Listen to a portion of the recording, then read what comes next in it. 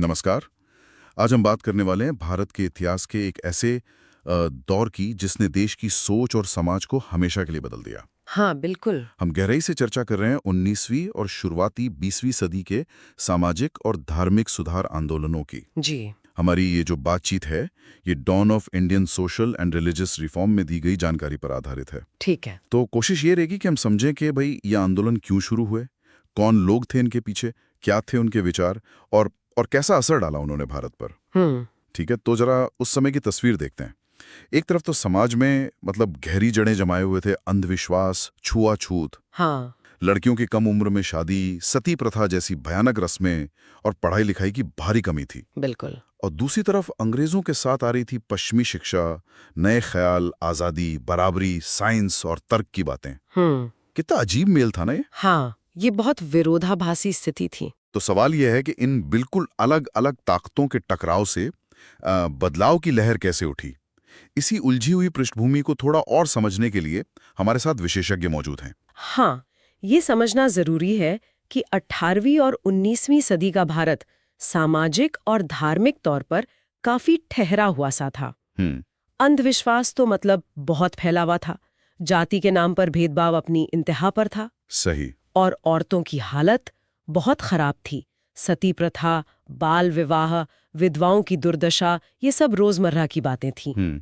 अब इसमें दिलचस्प मोड़ ये था कि ब्रिटिश राज का असर वो दो तरफा था। अच्छा, कैसे? एक तरफ तो जाहिर है उन्होंने भारत को आर्थिक रूप से निचोड़ा, वो सब है, लेकिन दूसरी तरफ उनके साथ ही पश्चिमी तालीम और नए विचार भी आए। जैसे हर चीज पर सवाल उठाना, तर्क करना, इंसानियत को अहमियत देना, अपनी आजादी की बात करना। हाँ, ये नए विचार थे उस समय के लिए। बिल्कुल।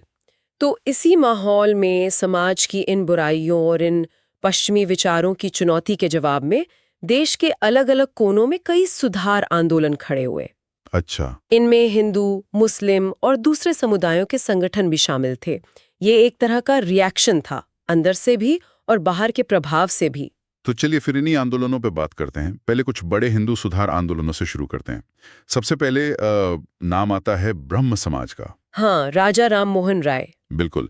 1848 में राजा राम मोहन राय ने कलकत्ता मतलब बंगाल में इसकी नींव रखी और कहा जाता है कि यहीं से आधुनिक भारत में सुधार की कहानी शुरू हुई। सही कहा।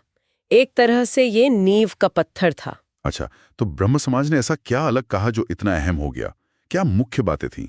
देखिए, राजा राम मोहन राय ने उस समय की जो रूढ़िवादी सोच थी ना, उस पर सीधी चोट की। हाँ। उन्होंने कहा कि ईश्वर एक है, एकेश्वरवाद। ये उस वक्त बहुत बड़ी बात थी, जहां ढेरों देवी देवताओं की पूजा और कर्म कांडों का बोलबाला था। हाँ, बिल्कुल। उन्होंने मूर्ति पूजा को गलत बताया। इससे सीधे सीधे पुजारियों के असर को चुनौती मिली। अच्छा। और जन्म से कय होने वाली ऊंच नीच यानी जाति व्यवस्था, उसका उन्होंने जोरदार विरोध किया। और महिलाओं के लिए? हाँ, सबसे बड़ी बात, उन्होंने औरतों की पढ़ाई लिखाई की वकालत की। और सती प्रथा। हाँ, सती प्रथा। सती प्रथा जैसी अमानवीय रस्म को बंद करवाने के लिए तो उन्होंने जमीन आसमान एक कर दिया और कामयाब भी हुए। हाँ, ये उनका बहुत बड़ा योगदान माना जाता है। बिल्कुल। और उन्होंने लोगों को उकसाया कि भाई दिमाग से सोचो, तर्क करो, अंधविश्वास में मत पड़ो। मतलब उन्होंने धर्म को अंधविश्वास से निकालकर सोच समझ और इंसानियत से जोड़ने की कोशिश की, ये कह सकते हैं? बिल्कुल सही। राजा राम मोहन रॉय ने पुरानी भारतीय सोच की अच्छी बातों और नए पश्चिमी विचारों जैसे तर्क और मानवतावाद, इनको मिलाकर एक रास्ता बनाने की कोशिश की। और ये आगे चलकर आप देखेंगे कई दूसरे सुधार आंदोलनों के लिए एक तरह से ब्लूप्रिंट जैसा बन गया। अच्छा। उन्होंने ये भी दिखाया कि समाज सुधार और धर्म सुधार ये अलग अलग नहीं है, ये एक ही सिक्के के दो पहलू हैं। ये दिलचस्प है। अच्छा, ब्रह्म समाज के विचारों की गूंज वो महाराष्ट्र तक भी पहुंची। हाँ, बिल्कुल। वहां 1867 में प्रार्थना समाज बना। इसे शुरू किया आत्माराम पांडुरंग ने। कहते हैं कि वो ब्रह्म समाज के ही केशव चंद्र सेन से प्रभावित थे। जी। बाद में महादेव गोविंद रानाडे मतलब एमजी रानाडे और आरजी भंडारकर जैसे बड़े नाम इससे जुड़े। क्या इनके विचार ब्रह्म समाज जैसे ही थे या कुछ अलग था? हाँ, काफी हद तक तो मिलते जुलते थे। प्रार्थना समाज ने भी एक ईश्वर की बात की, एक केश्वरवाद। ठीक है। जाति पाति और बाल विवाह का विरोध किया। विधवाओं की दोबारा शादी और औरतों की पढ़ाई पर इनका भी काफी जोर था। लेकिन अगर हम इसे बड़ी तस्वीर में देखें तो प्रार्थना समाज ने इन विचारों को पश्चिमी भारत, खासकर महाराष्ट्र के माहौल के हिसाब से थोड़ा ढाला। अच्छा, कैसे? एमजी रानडे जैसे नेता जो थे, उन्होंने सिर्फ उपदेश नहीं दिए बल्कि सुधारों को जमीन पर उतारने की ज्यादा कोशिश की। उन्होंने सामाजिक सभाएं की, लोगों को समझाया, सुधारों के पक्ष में माहौल बनाया। ये थोड़ा ज्यादा व्यवहारिक नजरिया था, कह सकते हैं। मतलब एक्शन पे ज्यादा फोकस था। हाँ, एक्शन ओरिएंटेड ज्यादा था। और फिर एक और बड़ा नाम आता है आर्य समाज। 1875 में स्वामी दयानंद सरस्वती ने इसकी स्थापना की। इनकी किताब सत्यार्थ प्रकाश का भी जिक्र होता है। हाँ, बहुत महत्वपूर्ण किताब है। इनका नारा था वेदों की ओर लौटो। ये थोड़ा अलग सा लगता है ना, जहां एक तरफ आधुनिक विचारों की बात हो रही थी, वहीं ये वेदों की तरफ जाने को कह रहे थे। इसका क्या मतलब था? हाँ, ये वाकई एक दिलचस्प मोड़ था और ये सवाल उठाता है कि भाई इस नारे का असल मतलब क्या था। स्वामी दयानंद का मानना था कि जो असली और शुद्ध ज्ञान है वो वेदों में है और बाद में उसमें बहुत सी मिलावट और गलत बातें, अंधविश्वास वगैरह जुड़ गए हैं। अच्छा। तो वेदों की ओर लौटो का मतलब था उस मूल, सरल और तर्क संगत वैदिक धर्म की तरफ लौटना। तो उन्होंने भी अंधविश्वास का विरोध किया? बिल्कुल। उन्होंने भी मूर्ति पूजा, छुआछूत और जन्म पर आधारित जाति व्यवस्था का कड़ा विरोध किया। उन्होंने कहा जाति कर्म से होनी चाहिए, जन्म से नहीं। और सबके लिए पढ़ाई जरूरी है, ये माना। और इसके लिए गुरुकुलों यानी पारंपरिक भारतीय शिक्षा केंद्रों की स्थापना पर जोर दिया, लड़के लड़की दोनों के लिए। लेकिन क्या ये सिर्फ धार्मिक शुद्धता की बात थी या इसका कोई और पहलू भी था? नहीं, यही बात और गहरी हो जाती है। आर्य समाज ने सिर्फ धर्म सुधार नहीं किया बल्कि हिंदुओं में एक नया आत्मविश्वास जगाया। अच्छा। उस दौर में जब पश्चिमी संस्कृति का बहुत असर था, अपनी जड़ों यानी वेदों में गौरव महसूस करना ये एक बड़ी बात थी। हाँ, ये तो है। और इससे भी आगे बढ़कर आर्य समाज ने स्वदेशी यानी अपने देश में बनी चीजों के इस्तेमाल और राष्ट्रवाद की भावना को बहुत बढ़ावा दिया। ओह, तो राष्ट्रवाद से भी जुड़ाव था इसका? हाँ, बिल्कुल। ये सिर्फ एक धार्मिक नारा नहीं था बल्कि उस दौर में पश्चिमी प्रभाव के सामने अपनी जड़ों में आत्मविश्वास खोजने का एक शक्तिशाली तरीका था, जिसने राष्ट्रवाद की भावना को भी जगाया। इसने आगे चलकर आजादी की लड़ाई के लिए भी जमीन तैयार करने में मदद की, ऐसा माना जाता है। ये बहुत महत्वपूर्ण बात है। और फिर हैं स्वामी विवेकानंद और रामकृष्ण मिशन। 1897 में विवेकानंद ने अपने गुरु रामकृष्ण परमहंस की बातों को फैलाने के लिए ये मिशन शुरू किया। जी। इनका मूल मंत्र था मानव सेवा ही ईश्वर सेवा है। ये सुनने में बहुत सीधा और शक्तिशाली लगता है। बिल्कुल, और यही इसकी खूबी थी। स्वामी विवेकानंद ने वेदांत के गहरे फलसफे को आम लोगों के लिए बहुत आसान और कह सकते हैं प्रैक्टिकल बना दिया। उन्होंने कहा कि असली धर्म घंटों पूजा पाठ में नहीं बल्कि लोगों की सेवा में है, खासकर गरीबों और जरूरतमंदों की सेवा में। उन्होंने उन्हें दरिद्र नारायण कहा, यानी गरीब में ही भगवान है। वाह। रामकृष्ण मिशन ने सिर्फ भारत में ही नहीं बल्कि पश्चिम में भी भारतीय आध्यात्म और सोच का झंडा बुलंद किया। शिकागो भाषण तो सबको याद है। हाँ, बिल्कुल। उनका एक और बड़ा संदेश था सभी धर्मों का सम्मान, कि रास्ते अलग हो सकते हैं पर मंजिल एक ही है।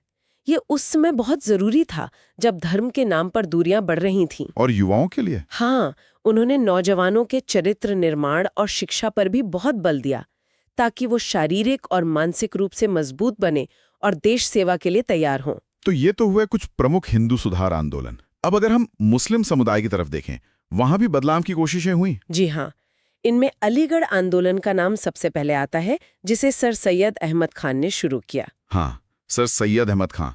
उनका मानना था कि मुस्लिम समुदाय की तरक्की के लिए ये बहुत जरूरी है कि वो आधुनिक पश्चिमी तालीम हासिल करें, इसमें साइंस भी शामिल हो। वो चाहते थे कि मुसलमान पुरानी रस्मों से आंख मूंद कर चिपके ना रहें, थोड़ा तर्क से काम लें। और इसी सोच से कॉलेज खोला। बिल्कुल, इसी सोच के साथ उन्होंने मोहम्मडन एंग्लो ओरिएंटल कॉलेज खोला, जो आज अलीगढ़ मुस्लिम यूनिवर्सिटी के नाम से जाना जाता है। ठीक है। उनका एक विचार ये भी था, जो थोड़ा विवादास्पद भी रहा, कि उस समय अंग्रेजों से मिलकर चलना मुसलमानों के हित में है, ताकि वो विकास में पीछे ना रह जाएं। लेकिन क्या सभी उनके इस नजरिए से सहमत थे? मुझे लगता है शायद नहीं। नहीं, बिल्कुल नहीं। यहीं पर बात थोड़ी पेचीदा हो जाती है। देखिए, अलीगढ़ आंदोलन का असर तो बहुत गहरा हुआ। इसने एक पढ़ा लिखा मुस्लिम मध्यवर्ग तैयार किया जो आधुनिक दुनिया से कदम मिला सकता था, इसमें कोई शक नहीं। लेकिन अंग्रेजों के साथ सहयोग की नीति और सिर्फ पश्चिमी शिक्षा पर जोर देने की वजह से कुछ दूसरे मुस्लिम समूह उनसे सहमत नहीं थे। वो इसे अपनी धार्मिक पहचान के लिए खतरा मानते थे। अच्छा, तो ये उस वक्त मुस्लिम समाज के अंदर चल रही अलग अलग सोच का एक उदाहरण था। जैसे कि देवबंद आंदोलन। ये अलीगढ़ आंदोलन से कैसे अलग था? बिल्कुल सही पकड़ा आपने। देवबंद आंदोलन जो 1866 में मोहम्मद कासिम नानोतवी और राशिद अहमद गंगोही ने शुरू किया था, उनका मकसद अलीगढ़ से बिल्कुल अलग था। वो इस्लामी तालीम और अपनी धार्मिक पहचान को बचाए रखना चाहते थे, उसे मजबूत करना चाहते थे। तो उन्होंने मदरसों पर जोर दिया? हाँ, उन्होंने मदरसों के जरिए पारंपरिक धार्मिक शिक्षा पर जोर दिया और पश्चिमी या अंग्रेजी असर का कड़ा विरोध किया। वो ब्रिटिश हुकूमत के भी खिलाफ थे। अच्छा, तो ये तो बिल्कुल विपरीत धाराएं हो गईं। हाँ, आप देख सकते हैं, एक तरफ अलीगढ़ था जो आधुनिकता और अंग्रेजों से तालमेल की बात कर रहा था, दूसरी तरफ देवबंद था जो अपनी परंपरा, अपनी पहचान को बचाने और अंग्रेजी असर से दूर रहने पर जोर दे रहा था। ये दोनों धाराएं मुस्लिम समुदाय के अंदर की कश्मकश को दिखाती हैं कि कैसे आधुनिकता और परंपरा के बीच संतुलन बनाया जाए। समझ गया। अच्छा, इन बड़े धार्मिक आंदोलनों के साथ साथ कुछ लोग ऐसे भी थे जिनका पूरा ध्यान समाज की जो बुराइयां थी, खासकर औरतों और पिछड़ी जातियों की हालत, उसको सुधारने पर था। हाँ, और ये काम भी उतना ही जरूरी था, शायद ज्यादा। ईश्वर चंद्र विद्यासागर जैसे लोगों ने विधवाओं की दोबारा शादी के लिए जबरदस्त लड़ाई लड़ी। हाँ, उनका नाम बहुत सम्मान से लिया जाता है। सोचिए, उनके प्रयासों से 1856 में विधवा पुनर्विवाह को कानूनी मान्यता मिली। 1856 में? हाँ, ये उस जमाने के हिसाब से कितनी बड़ी क्रांति रही होगी। बिल्कुल। इसने उन अनगिनत औरतों को एक नई जिंदगी दी जिन्हें समाज ने जीने का हक भी लगभग छीन लिया था। और विद्यासागर और ज्योतिराव फुले जैसे सुधारकों ने लड़कियों की पढ़ाई के लिए भी बहुत काम किया। बहुत ज्यादा। स्कूल खोले उन्होंने, बाल विवाह और एक से ज्यादा शादी करने का कड़ा विरोध किया। ये लोग जमीन पर काम कर रहे थे। और ज्योतिराव फुले का नाम तो पिछड़े जातियों के हक की लड़ाई में भी सबसे आगे आता है ना? बिल्कुल।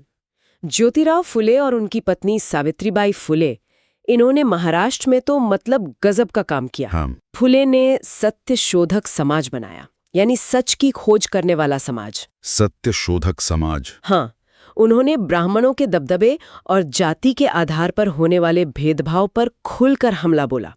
ये बहुत हिम्मत का काम था उस समय। सही बात है। उन्होंने निचली जातियों और औरतों दोनों के लिए शिक्षा के दरवाजे खोले, जो उस समय अकल्पनीय सा था। उन्होंने कहा कि ज्ञान पर किसी एक जाति का हक नहीं है, सबका अधिकार है। और इसी लड़ाई को, इसी मशाल को आगे चलकर डॉक्टर B.R. अम्बेडकर ने एक राष्ट्रीय पहचान दी। एकदम सही। फुले ने जो बीज बोया था, उसे डॉक्टर अम्बेडकर ने एक विशाल पेड़ बना दिया। अम्बेडकर ने दलितों यानी दबे कुचले वर्गों के अधिकारों और बराबरी के लिए अपनी पूरी जिंदगी लगा दी। वे दलित वर्ग आंदोलन के सबसे बड़े नेता बने। और ये जानना कितना अहम है कि आगे चलकर आजाद भारत का संविधान बनाने वाली कमेटी के वो अध्यक्ष बने। जी हाँ, ड्राफ्टिंग कमेटी के चेयरमैन। जी हाँ, ड्राफ्टिंग कमेटी के चेयरमैन। और उन्होंने संविधान में बराबरी और सामाजिक न्याय को पक्की जगह दिलाई। जी। ये लड़ाई बहुत लंबी और मुश्किल थी, लेकिन इन सुधारकों ने इसकी नींव रखी।